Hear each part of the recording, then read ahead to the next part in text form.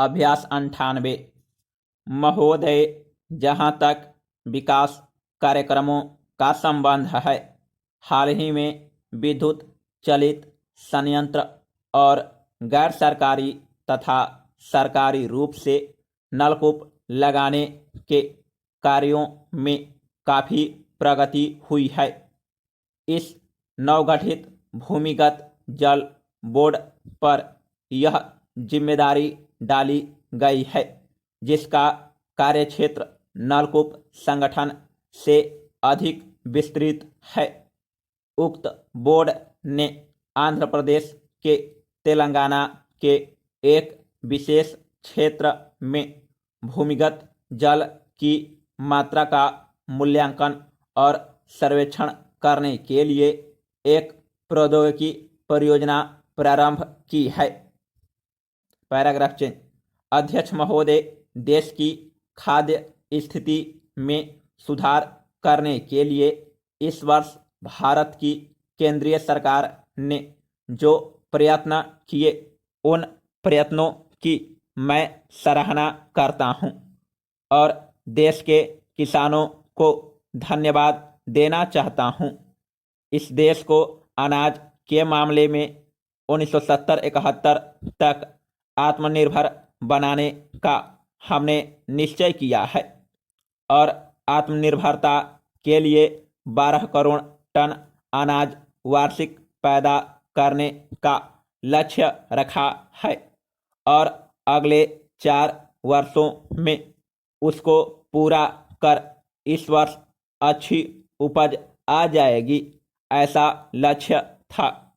लेकिन अध्यक्ष महोदय, सर्दी की वर्षा आशा के अनुरूप न होने से पहले अनुमान के अनुरूप बहुत अच्छी फसल न हो सकेगी। अधिक उत्पादन के पूर्व अनुमान जो किए गए थे, उसको आधार बनाकर अब प्रोक्योरमेंट की योजना तैयार नहीं हो सकती। महाराष्ट्र, जहां से मैं आया हूं, उस महाराष्ट्र में अनाज की काफ़ी पैदावार होगी, ऐसा ख्याल था। लेकिन वर्षा न होने से वहां भी अनाज का उत्पादन कम होगा और कई ऐसे जिले व गांव हैं कि जहां आज अनाज की बहुत कमी है। इसलिए प्रोक्योरमेंट का जो लक्ष्य रखा गया था वह पूरा नहीं होगा और इसलिए वह ख्याल है कि महाराष्ट्र राज्य को अनाज के बारे में सप्लाई करने का जो लक्ष्य था वह बढ़ाना पड़ेगा।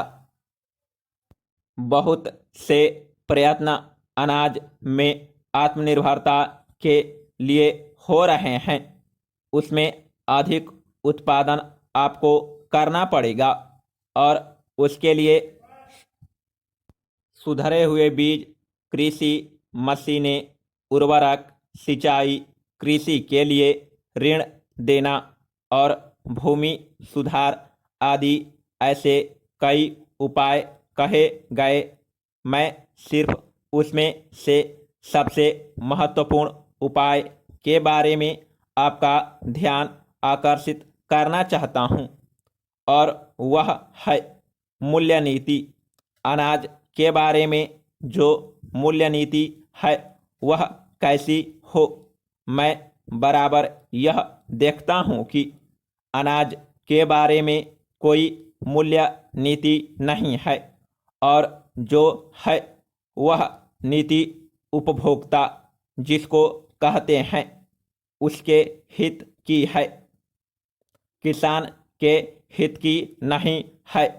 इस संसद में श्री राम सेवक यादव और कई ऐसे अपने उधर के सदस्यों ने एक प्रस्ताव रखा था और उसमें सरकार से मांग की गई थी कि अनाज की जो पैदावार है उसका मूल्य लाभकारक हो, लाभकारक ही नहीं बल्कि उसको उत्साहदायक भी हो। इस तरह से एक प्रस्ताव भी यहाँ से पास हुआ था। सरकार ने उसे मान लिया। अनाज का उत्पादन बढ़ाने के लिए उत्पादन मूल्य निश्चित करना चाहिए।